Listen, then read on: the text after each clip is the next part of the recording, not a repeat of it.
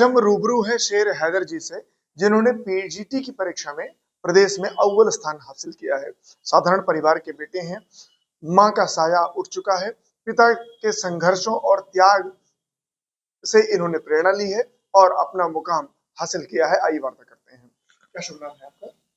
जी, मेरा नाम शेर हैदर है। मैं गोराबारिक सुल्तानपुर का निवासी हूँ। हमारे दर्शक आपके सफलता की कहानी जानना चाहते हैं। कम शब्दों में आप बताएं कि किस तरीके से सफलता हासिल हुई आपको और कितने समय में? अच्छा, तो सबसे पहले मैंने सरकारी स्कूल से जो है अपनी शिक्षा प्राप्त की, जो बेसिक एजुकेशन होता है। उसके बाद फिर मैं हाई स्कूल और इंटर करने के बाद यूपी बोर्ड से मुझे पिताजी ने लखनऊ भेजा। लखनऊ में मैंने मेहनत की, लखनऊ विश्वविद्यालय से ग्रेजुएशन किया, पोस्ट ग्रेजुएशन किया और फिर मैंने ये टारगेट बनाया कि मुझे जो है नेट क्वालीफाई करना है। और फिर काफ़ी संघर्ष करने के बाद, मेहनत करने के बाद जो है, हालाँकि हमारी स्थिति नहीं थी कि हम लखनऊ जाते, मगर काफ़ी मेहनतों के बाद ये था कि भई करना ही है, कैसे भी करना है। तो वहाँ गया और मैंने मेहनत करना शुरू किया। सेल्फ स्टडी की मैंने नेट के लिए और रेगुलर जो है पढ़ाई करने के बाद फिर मैंने नेट क्वालीफाई किया।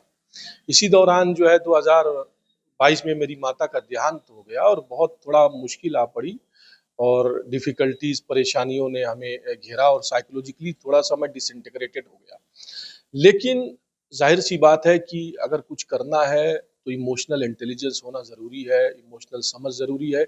यही सोच कर मैंने फिर जो है दोबारा अपनी तैयारी चालू की और मेहनत करके टाइम टेबल, टाइम मैनेजमेंट, एक डिटर्मिनेशन और प्रीवियस ईयर के क्वेश्चन पेपर और बुजुर्गों के जो गाइडेंस है, मार्गदर्शन से, स्पेशली जो है ना, वो हमने जो पिताजी है, हमारे पिताजी से अक्सर मैं पूछता रहता था, तो पुरानी कहावतों के ज़रिए से वो अपनी बातें रखते थे। आपको उत्साहित किया हाँ, करते थे। उत्साहित किया करते थे। अच्छा, बहुत से ऐसे बच्चे हैं जो सफलता के लिए संघर्ष करते हैं और संघर्ष को बहुत कठिन मानकर बीच में स्टडी छोड़ देते हैं या हिम्मत नहीं जुटा पाते।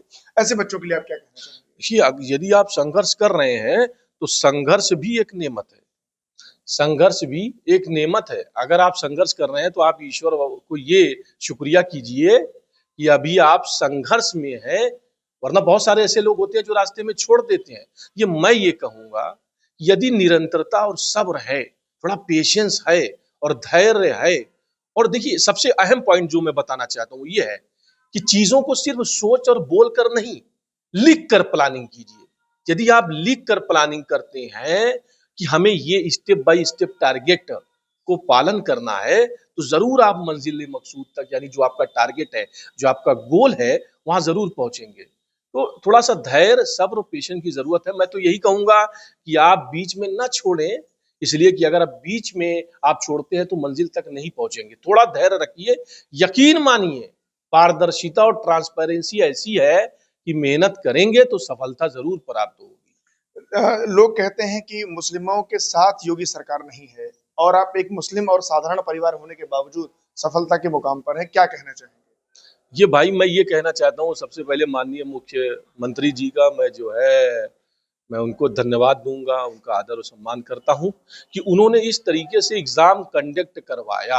यानी एग्ज़ाम जो कि मेरा पर्सनल एक्सपीरियंस है, भाई किसी की सुनी हुई बात थोड़ी है। जब मैं वहाँ पर गया तो मैंने देखा कि एग्ज़ाम को बहुत ही अच्छे से, बहुत ही प्रॉपर वे में, बहुत ही पारदर्शी ढंग से। हाँ, पारदर्शी ढंग से और हर स्टेप बाय स्टेप, और सिर्फ पारदर्शिता नहीं बल्कि कैंडिडेट का सम्मान भी हो रहा है कि आप इस परीक्षा में अगर शामिल हो रहे हैं तो बड़े आदर और सम्मान के साथ आपको शामिल किया जा रहा है। ट्रांसपेरेंसी को इंश्योर किया जा रहा है, स्टेप बाय स्टेप वेरिफिकेशन आपके बारे में हो रहा है और अच्छे से जो एक कहा जाता है कि प्रॉपर और ऑर्गेनाइज्ड वे में काम को किया जा रहा है। तो पर्सनली जो मैंने एक्सपीरियंस किया वो बहुत ही अच्छे से हुआ, बहुत अच्छे से एग्जाम कंडक्ट करवाया गया माननीय जी की शासनकाल में, और बहुत ही अच्छी तरीके से प्रशांत कुमार जी ने बहुत अच्छे से एग्जाम करवाया और पारदर्शिता और ट्रांसपेरेंसी इंश्योर की। और यही वजह है कि आप देखें कि मैंने एक सामान्य जो है श्रेणी से मैं ताल्लुक रखता हूँ, सामान्य मुकाम हासिल जी किया है। जी जी जी। अच्छा, लोग कहते हैं कि विवाहित होने के बाद बच्चों के आने के बाद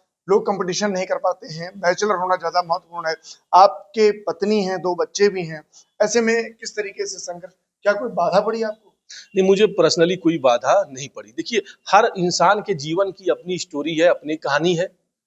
है ना, हर इंसान जैसा मैं कहता हूँ कॉन्सेप्ट रिलेटिव है, लेकिन जो मेरा पर्सनल तजुर्बा रहा कि मुझे तो सहयोगी मिला और हमेशा जो टारगेट था उसमें कोई भी इंटरप्शन नहीं हुआ, कोई भी मतलब परिवार बाधा नहीं बना, सहयोगी बना है। कोई जो है बाधा नहीं हुई। लोग जो थे हमारे साथ, जो मेंबर्स हैं या जो हमारे जो भी लोग हैं हमारे आसपास सराउंडिंग में रहते हैं, वो सपोर्टिव रहे हमारे लिए। परिवार का खर्च कैसे उठाते रहे आप पढ़ाई के साथ?